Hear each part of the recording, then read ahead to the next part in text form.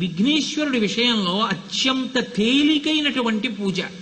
ఆయన దగ్గరికి వెళ్ళి వేళ్ళు ఇలా మడిచి ఈ మధ్యలో ఉండేటటువంటి వాటితోటి ఇలా 3 సార్లు కొట్టుకుంటే ఆయన మురిసిపోతాడు.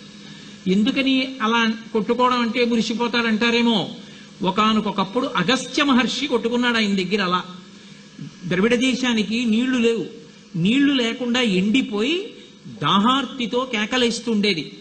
మంత్రజలాల్ని కమండలంలో పెట్టుకుని అగస్త్య మహర్షి కూర్చున్నారు పర్వత శిఖరం మీద. కూర్చుని ఉంటే చూశాడు వినాయకుడు.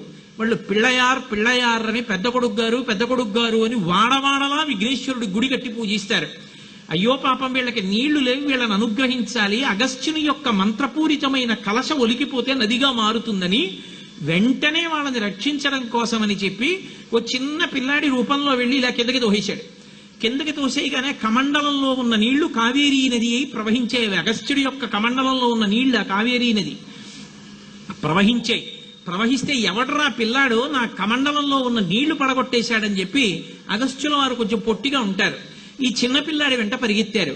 పరిగెత్తి ఆయన విఘ్నేశ్వర రూపాన్ని పొంది నించుండిపోయాడు. నించుండిపోతే అగస్త్యుడు చూసి, అయ్య బాబోయ్, మహానుభావుడు విఘ్నేశ్వరుడా, కావేరీని అనుగ్రహించడానికి నా మంత్రకమండలాన్ని పడగొట్టాడా అని క్షమార్పణ చెప్పడానికి వెంటనే ఇలా కొట్టుకున్నాడు 3 మాటలు. అప్పటి నుంచి వరం ఇచ్చాడు, ఎవరు ఏ దోషం చేసినా నా దగ్గరికి వచ్చి 3 మాటలు కొట్టుకుంటే వాళ్ళ యొక్క పాపాలు తీసేస్తానన్నాడు. అంతటి సులభుడు.